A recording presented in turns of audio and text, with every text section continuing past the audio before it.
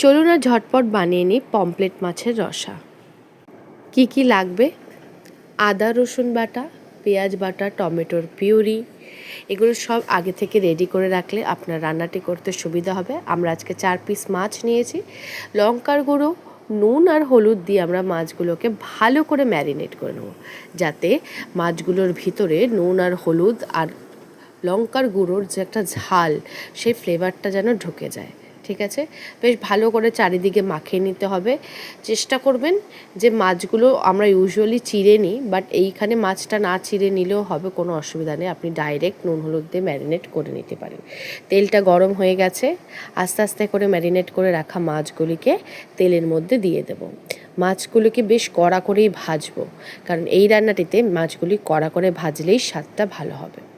কাঁচা লঙ্কা, কালো জিরা একটু ফোড়ন দিয়ে নেব তেলের মধ্যে। তারপর আস্তে আস্তে আমরা দিয়ে নেব আদা বাটা, রসুন বাটা, একটুখানি কষিয়ে নেব।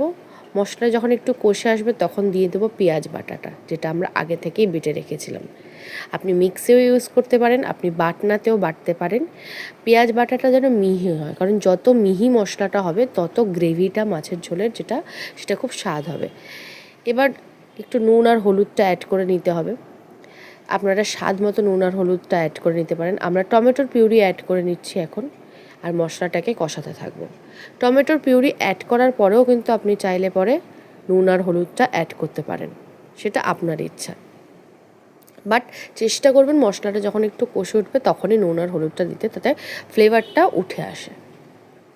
এবার আমরা মশলাটাকে কষাবো। মশলাটাকে আমরা ততক্ষণ কষাবো যতক্ষণ না মশলা থেকে তেল ছেড়ে দেয়। এখানে আমরা 2 রকমের লঙ্কার গুঁড়ো নিয়েছি, একটা লাল লঙ্কার গুঁড়ো আর কাশ্মীরি লঙ্কার গুঁড়ো। কাশ্মীরি লঙ্কার গুঁড়োটা রং করার জন্য ব্যবহৃত হয়, রান্নাতে রঙের জন্য। আর উষ্ণ গরম জল আমরা পাশেই রেডি রেখেছি, যাতে আমরা এই গ্রেভিটাকে আরও ভালোভাবে দ্রুত রান্না করতে পারি এবং সুন্দর ফ্লেভারে রান্না করতে পারি। এবার আমরা উষ্ণ গরম জলটাকে এই যে গ্রেভিটা আমরা বানাচ্ছি মশলাটা কষানো হয়ে যাওয়ার পরে দিয়ে দেব। ঝোলটা ফুটে উঠলে পরে আমরা তাতে আস্তে আস্তে করে মাছটা দিয়ে দেব, আর মাছটা ফোটা পর্যন্ত আমরা একটু অপেক্ষা করব, কারণ গার্নিশিংটা সবার শেষেই করব।